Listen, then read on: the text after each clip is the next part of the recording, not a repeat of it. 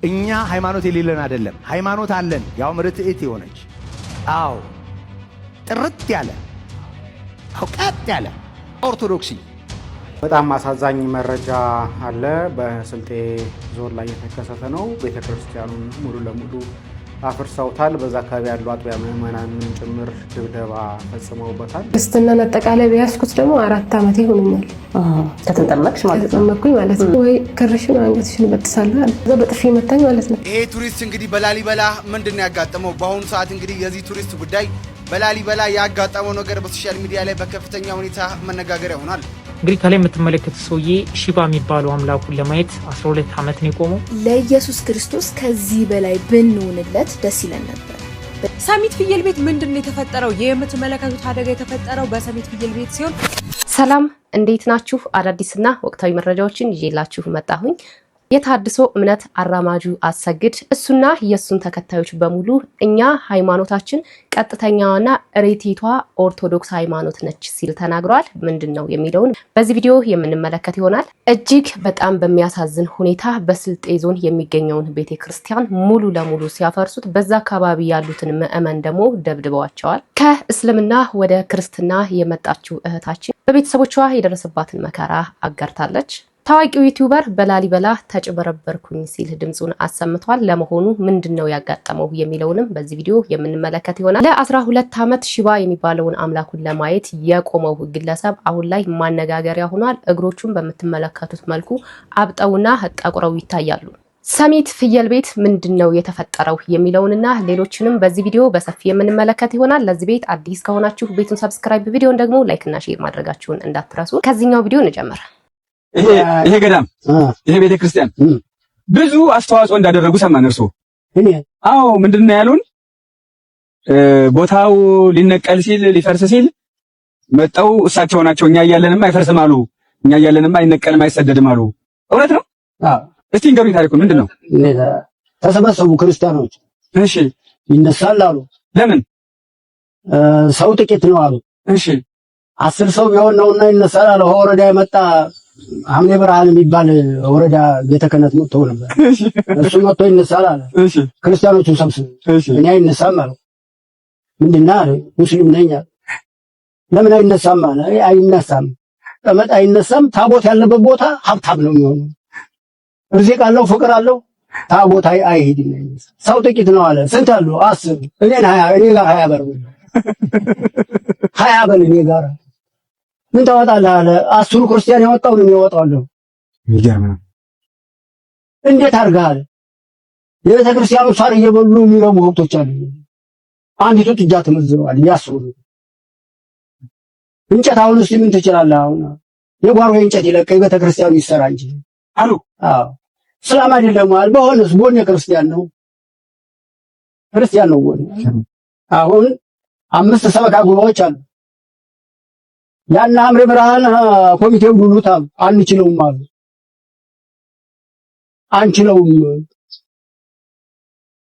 አንችለውም አሉ። ቤት መሰራት ተጀመረ። ተሰራ። ያቺ ቤት ተሰራ። ደግሞ ጭር ቸገራሉ። እሺ። 3000 አምጪ ድህን የጓሮ ሰው ባይሆን እኔ አልሸከም፣ ቅዋ የለኝም። ተሸከም እንጨት ሳለኝ ወፍለጡ የጓሮ እንጨት ይለቅ ተክለ ሃይማኖት ይሰራል አለ። ተሰራ። ያቺ ለስትመረግ ራኛ ደራ ጉበና በይ የሚባሉ ነበሩ። ሆዷ የነ መምሪ ኃይሉ አባት 3ቷን ጎን እኔ ነኝ የመረኳት። አቀብሉኝ እያልኩ ይሄን ምን ደንዝዞኝ አደረ። እሺ። 3ቷን ገጥ እኔ ለጠፍ የቤተክርስቲያኑ ያፈረሰችው እቺ መጀመሪያዋን መጀመሪያዋ ያፈረሰችው። አዎ። እሺ። ያቺ ባሉ ሰው ነው ማውጋት። ማታ ሲጨልም መጡ አባ አኔ አባይ ማማ ይሄ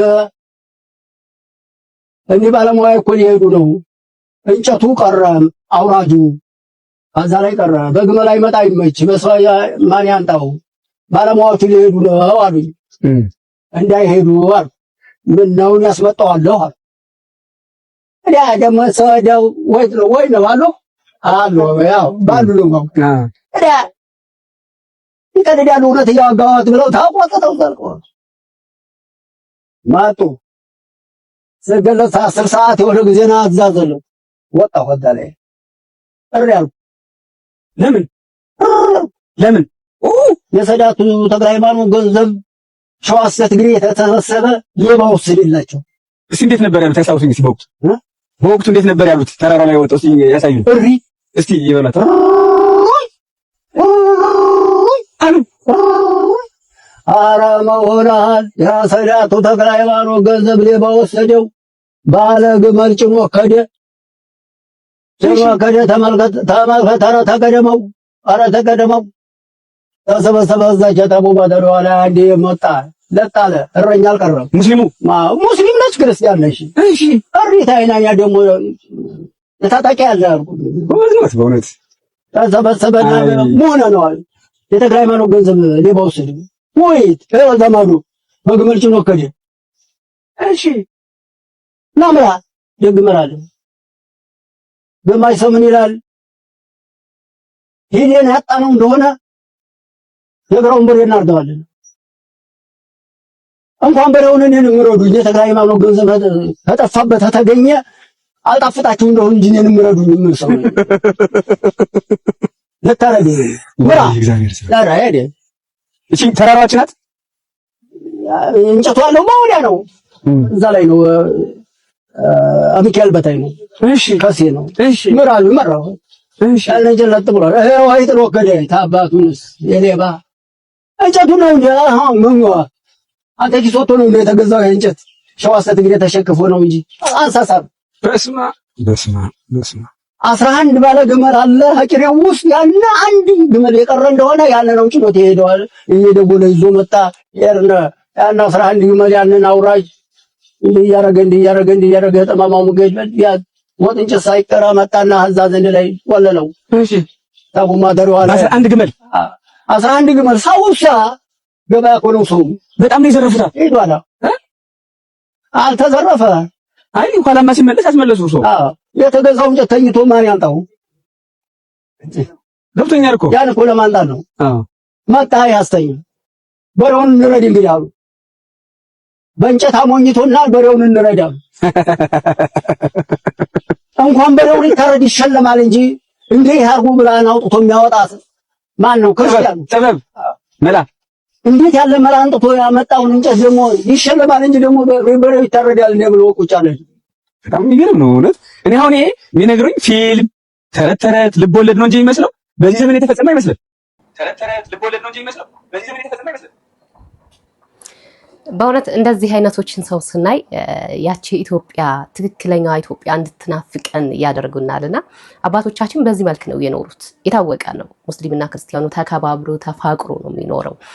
ኢቭን ሰው ትንሽ ነው በቃ ይህች ቤተክርስቲያን ተፍራስ ሲሉ ከሌላ ወገን ወይም የሌላ እምነት ተከታዮች በዚህ ልክ አይሆንም አይፈርስም ብለው በቃ እንደሰማችሁት ማለት ነው። እና አሁን ላይ ግን ስንመጣ ምንድነው እየተካሄደ ያለው? ምንድነው ታዲያ? ይህንን አይተን ያን አይተን ይህንን አሁን እኛ ያለንበትን ጊዜ ስናስበው ደግሞ እጅግ በጣም ያሳዝናል። አማኝ በራሱ ሰርቶ እንዳይኖርበት፣ በቤተክርስቲያኑ እንዳይገለገል፣ ቤተክርስቲያኑን የማፍረስ የማቃጠል፣ ንብረቱን የመዝረፍ፣ እሱን የማሳደድ ነው አሁን ላይ የተያዘው። ግን እቺ ኢትዮጵያ እንደዚህ አይነት አባቶች የኖሩባት ኢትዮጵያ ነው። እግዚአብሔር አምላክ አሁንም ወደ ድሮዋ ኢትዮጵያ ይመልሰን፣ ወደ ድሮ ወደምንከባበርበት፣ አንተ ትብስ አንቺ ትብስ ወደምትባልበት ኢትዮጵያ እግዚአብሔር አምላክ ይመልሰን። ልባችንን ያብራልን። እንደ አባቶቻችን የአባቶቻችንን ልብ እግዚአብሔር አምላክ ያድለን። እጅግ በጣም የሚገርም ታሪክ ነው። እንዳለው ይሄ ነገር ፊልም ነው እንጂ የሚመስለው እውነት አይመስልም። እዛው ቦታ ድረስ ተሄዶ ካልተረጋገጠ እንደዚህ ካልሰማ ነው በስተቀር ማለት ነው። በጣም እርግጠኛ ነኝ የድሮ አባቶች ገጠሮች ምናምን ብንወርድ፣ በጣም ገጠር አካባቢ ብንወርድ እንደዚህ አይነት ነገር እስካሁንም ድረስ ይኖራል፣ እስካሁንም ድረስ አለ። አሁን በእኛ ጊዜ እኛ ከመጣን በኋላ ነው እንደዚህ አይነት ትርምስ እየተፈጠረውና እግዚአብሔር በቃችሁ ብሎ ወደዚህኛው ፍቅርና ሰላም ይመልሳል። እናንተስ ምን ተሰማችሁ? በዚህ ቪዲዮ ላይ ሐሳብ አስተያየታችሁን ኮሜንት ላይ አስቀምጡልኝ። ክርስትናን አጠቃላይ ቢያስኩት ደግሞ 4 ዓመት ይሆነኛል ከተጠመቅሽ ማለት ነው። እና አመሰግናለሁ እግዚአብሔርን፣ እናንተም አመስግኑልኝ። ከጨለማ ወደ ብርሃን ስላወጣኝ አመሰግናለሁ። ደግሞ እኔም ብቻ ሳይሆን ቤተሰቦቼም እንዲወጡልኝ ፍቃዱ ይሁን። አሜን። በመሀል ወጥቼ ቤተሰብ ጋር ነበር ችግሩ ሲበዛብኝ ሄድኩኝና እዛ ከሄድኩኝ በኋላ ስገባ ነጠላ ለብሼ ነው የገባሁት። አላውቅም እቤት ስገባ ማለት ነው። ዝም ብዬ እንደዚህ ነጠላ ለብሼ ነው የገባሁት። ከዛ ሲሄድ ዘመድ አዝማድ ተሰብስቦ ነበር። ከዛ አንድ ወንድም የተነሳና ሁሉንም ሰላም ብዬ እንትን ካልኩኝ በኋላ ነጠላው እንዲህ ከላይ ላይ ጎተተ ማለት ነው። ከዛ ምንድነው ደግሞ ብለሽ ደግሞ ነጠላ ለብሰሽ መምጣት ጀመርሽ እንደ ስቴጅ እንደዚህ አልነበርሽም። ስቴጅ በእስልምና ሄደሽ ስትመጪ በክርስትና ምን አይነት ህይወት ነው አለ እና ስገባ ደግሞ ዝግጅት ምናምን አድርገው ነበር የጠበቁኝ። አርደው ምናምን ካልበላሽ ምናምን ብለው ሲያስጨንቁኝ ነበር። ከዛ ይሄን አልበላም እኔ ተከልክያለሁ ምናምን ስላቸው ካልሆነ ወይ ክርሽን አንገትሽን በጥሳለሁ አለ። የፈለከውን አድርጋልኩት። ከዛ በጥፊ መታኝ ማለት ነው። እንዲዘክተውብኝ ምናምን ግዱን አልወጣም ነበር።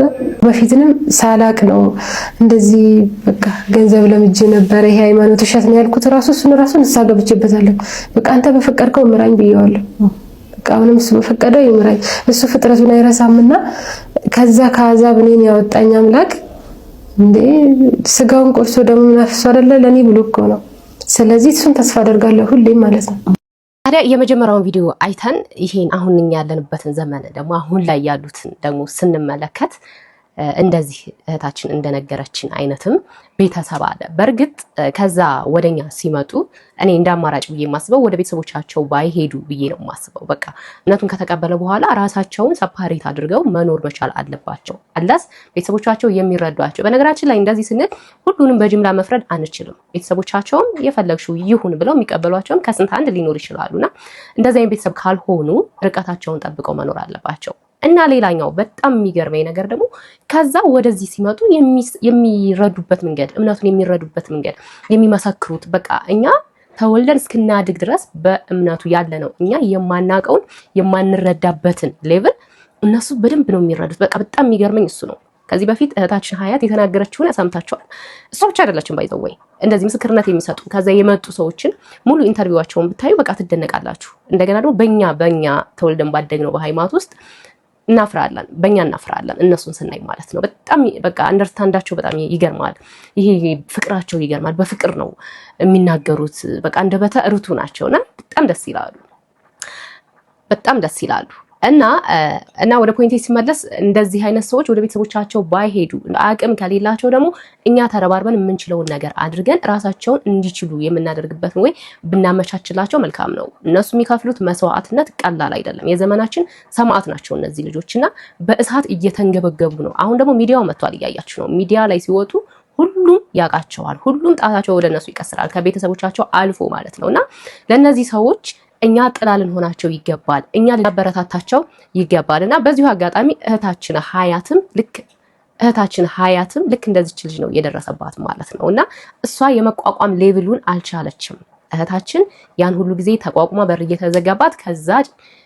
እየተዘጋባት ሁሉን ነገር አልፋ አሁን ለመመስከር በቅታለችና እህታችን ሀያት ደግሞ ይህንን መሰናክል መወጣት ስላቃታት ተሸነፈች ወይም በመሰናክሉ ወደቀች ማለት ነው እንጂ የእህታችን ሀያት ጉዳይ ልክ እንደዚህኛው እህታችን ነውና እህታችን ሀያት ካንቺ በፊት የመጡ ብዙ አሉ። አንቺ ብቻ አይደለሽም። እስከ ሙሉ ቤተሰቦቻቸው ድረስ የመጡ አሉ። ሲመጡ ግን የሚከፈላቸው ክርስትና የምታሸክማቸው መስቀል ነው። ክርስትና አልጋ ባልጋ የሆነ ህይወት አይደለም። ብዙ የሚከፈሉ መስዋዕትነት አሉና ከዚህኛው እህታችን እንድትማሪ ከሌሎቹም እንድትማሪና አሁንም ቢሆን ካለሽበት ሁኔታ የምትወጭበት መንገድ እንድታመቻች እህታዊ መልእክትና ምክሬን አስተላልፋለሁ። ሌላኛው ዶክመንተሪ አይ ቲንክ ዛሬ አርብ ነው አይደለ?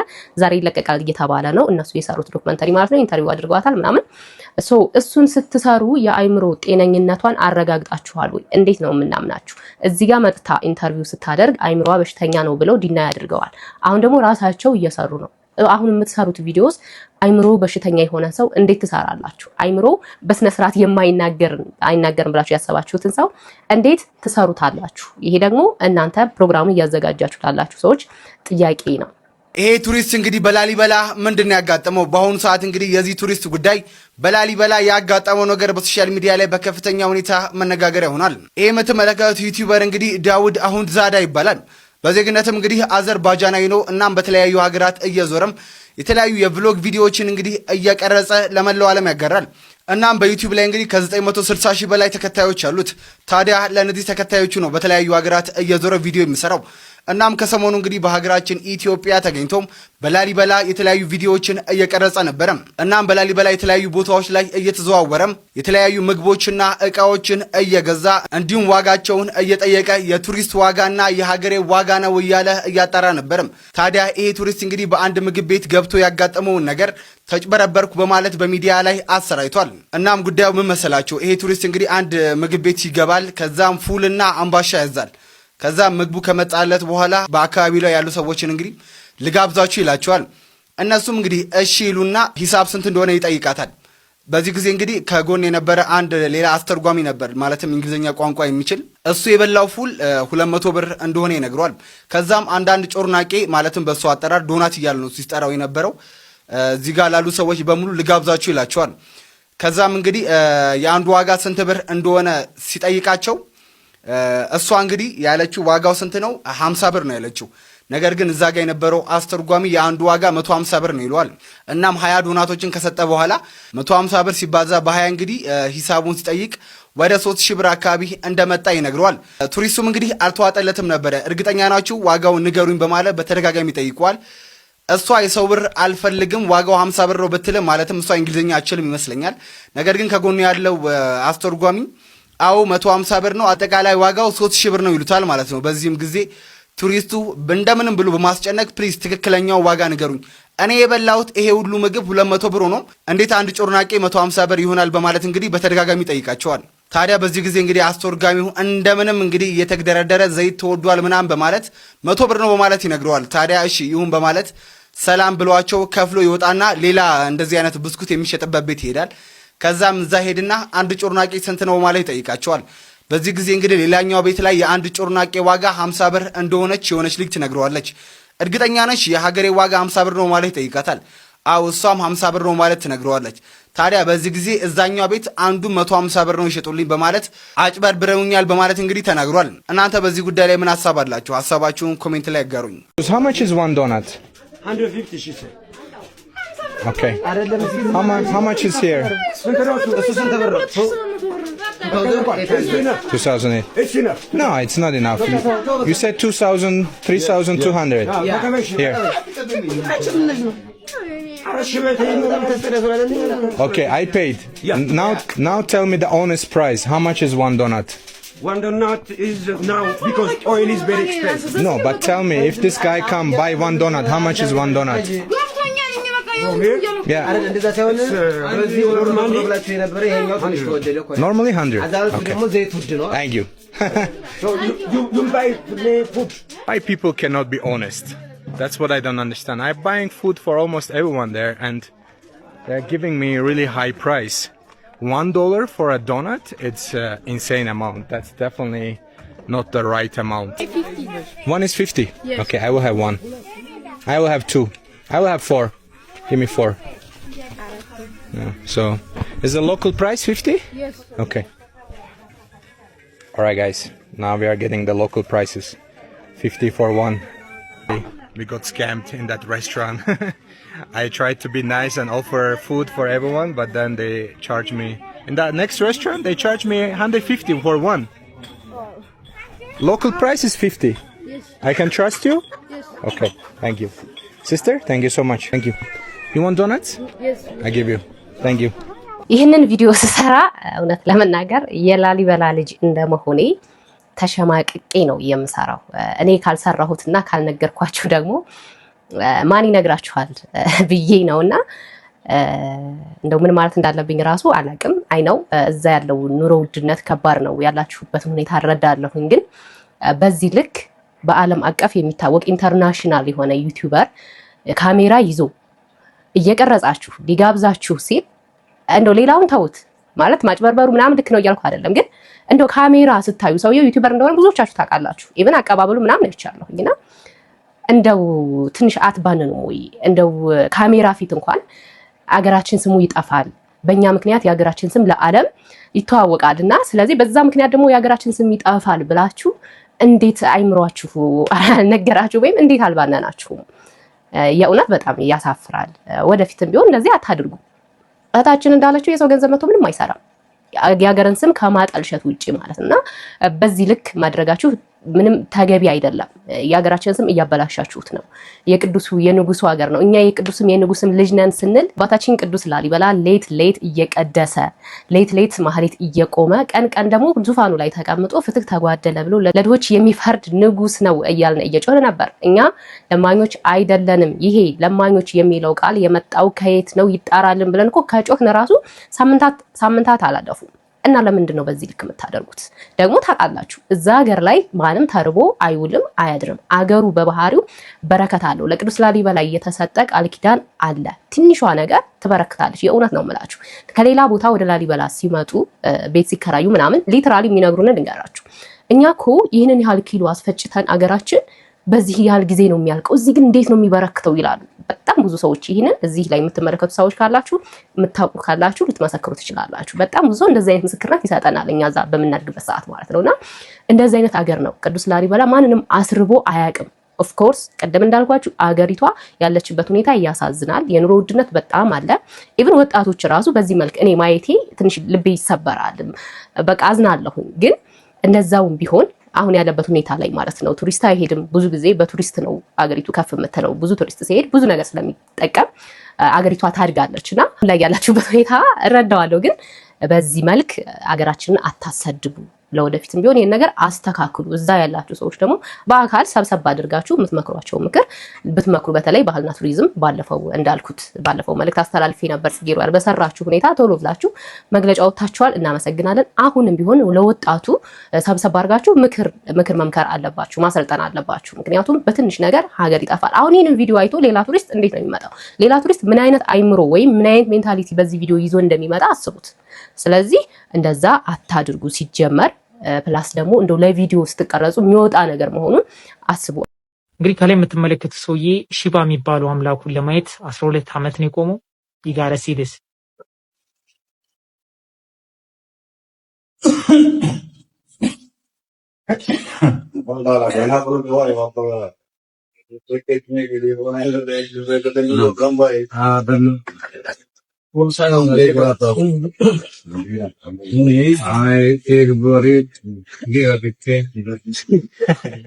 ያሳዝናል። እንግዲህ ቅድም እንዳልኳችሁ እቺ ጀለስ እንዲህ እግሯ ጋንግሪን በጋንግሪን የሆነበት ምክንያት ሺባ የሚባለው አምላኳ ለ12 ዓመት ስላልመለሰላት ነውና ይህን ሳየው መጽሐፍ ቅዱሳችን ላይ ምን ትዝ አለኝ መሰላችሁ?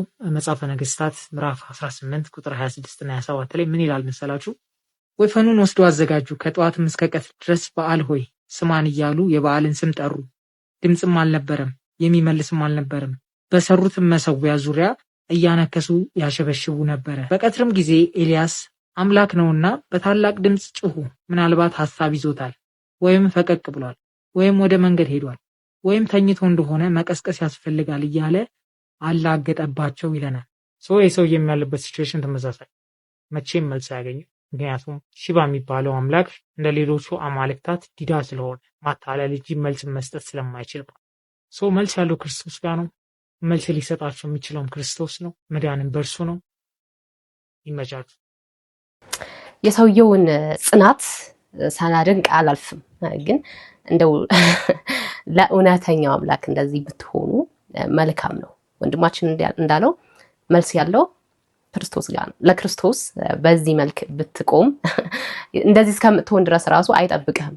ሲጀመር ዋናው የልባችን ንጽህናና እሱን መሻት ብቻ ከፈለግ የኛ አምላክ የማያሳፍረን ነውና እዛው እንደው በቆምክበት ጌታችንና መድኃኒታችን ኢየሱስ ክርስቶስ እውነቱን ገልጾልህ በቃ ሃይማኖት እንድትመጣ ምኞቴ ነው። ጋይስ እንዴት ናችሁ? እዚህ ጋር በሰራሁት ቪዲዮ ሰው እንዳለ እያበደ ነው። ኮሜንት ገብታችሁ አንብቡ። ክለብ ነው ወይ? እንዴት ነው እንደዚህ የምታመልኩት? ጭፈራ ቤት ነው ወይ ማለት አልገባኝም። ለኢየሱስ ክርስቶስ ከዚህ በላይ ብንሆንለት ደስ ይለን ነበር። በጭንቅላታችን ተተክለን ብናመልከው የሚያንሰው ጌታ ነው ያለን እና ወካችሁ ያገናዘባችሁ ጻፉ። ምንድነው እንዴ? ስናመልክ መከራ፣ ሳናመልክ መከራ፣ ከዚህ በላይ ገና እናመልከዋለን። የኔት ጌታ ኢየሱስ ምን አጥፍቶ ነው እንዴ? ነገር ምስጋና ነው? ጌታ ኢየሱስን ለማብሸቅ መሞከር ነው። ጭራሽ የናይት ክለብን ልምድ ቸርቻችሁ ማምጣታችሁ ሳያንስ ጭራሽ ሲያንሰው ነው በአናታችን ብንተከል ለማመስገን ነው ለማብሸቅ ነው እየሞከራችሁ ያላችሁት ጌታ ኢየሱስን። እግዚአብሔር አምላክ ባልጠይቃችሁ መንገድ እያመለካችሁት ጭራሽ ደግሞ ሲያንሰው ነው ብሎ ደግሞ ጭራሽ በአናቴም ለምንድነው የምትተከየው? በአናትሽ መች ጠየቀሽ? እግዚአብሔር እኮ አልጠየቀሽም ባናትሽ እንድትተከይም እንደዚህ እየጨፈርሽ የናይት ክለብ ልምድ ቸርችሽ ውስጥ አምጥተሽ እንድደንሽም እኮ እግዚአብሔር አልጠየቀሽም። ጭራሽ ሲያንሰው ነው። ነገ ደግሞ እርቃንሽንም ወተሽ እያመለክሽ ለምን እርቃንሽን ሆነሽ ስትበይ ሲያንሰው ነው ልትይ ነው? እንዲስ እንደማትይ ምንድነው ያለን ማስረጃ? ይሄ ልምምድ ሁሉንም ፕሮቴስታንቶች በፍጹም አይወክልም።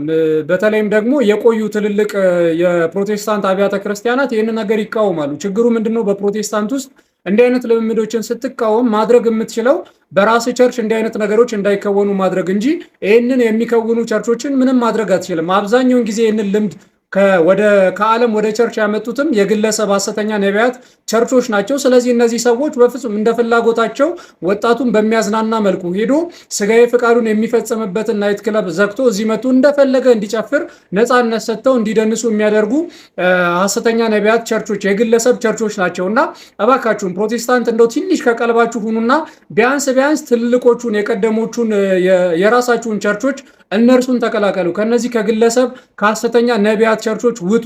በእንደዚህ አይነት መንገድ ራሳችሁን አውራችሁ ጭራሽ የናይት ክለብን ልምድ እያመናፈሳችሁት መንፈሳዊ ለማድረግ ምናምን አትታገሉ፣ አትጣሩ። ይህ ልምምድ በጣም በቅርብ ዓመታት የጀመረ የጴንጤዎች ልማድ ነውና ይህ በእርግጠኝነት ቀስ በቀስ ነገ ለምሳሌ ዳንስ ቱቶሪያል እንደማይከፈት መንፈሳዊ ዳንስ ቱቶሪያል እንደማይከፈት በምን እርግጠኛ መሆን እንችላለን? ዳንስ ችግር የለውም ተብሏል።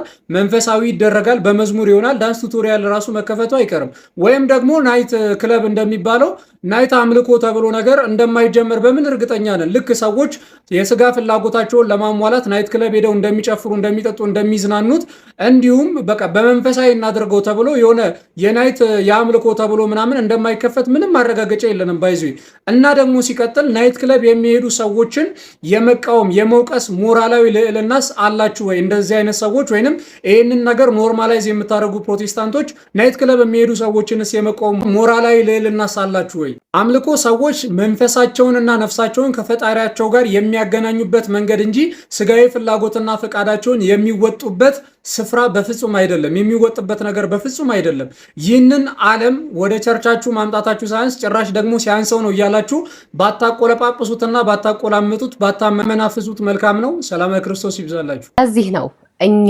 ጌታችንና መድኃኒታችን ኢየሱስ ክርስቶስ የምንለውና እነሱ ኢየሱስ የሚሉት ይለያያሉ እያልን የምንናገረው። ምክንያቱም የኛ ኢየሱስ ክርስቶስ የስርዓት አምላክ ነው። የኛ ኢየሱስ ክርስቶስ የስርዓት አምላክ ነው። ሁሉ ነገር እንዲከናወን የሚፈልገው በስርዓት ነው። እያንዳንዱ ነገሮች በስርዓት ነው የሚሄዱትና እነዚህ ሰዎች ደግሞ እንደፈለጉ ወንድማችን እንዳለው ሁሉንም አያካትትም። አንዳንዶቹ ናቸው።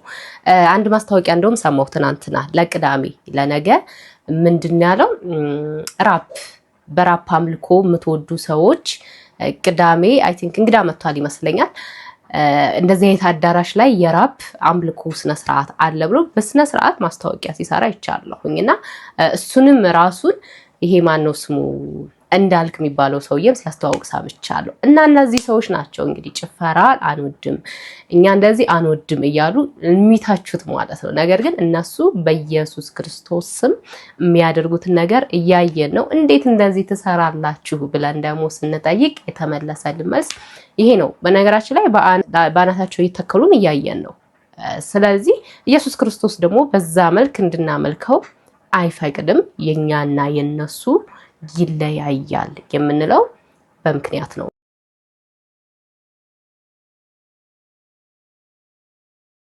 የነፍስ አባት የሌለን አይደለንም። ካህን የሌለን አይደለንም። ሃይማኖት አልባም አይደለንም።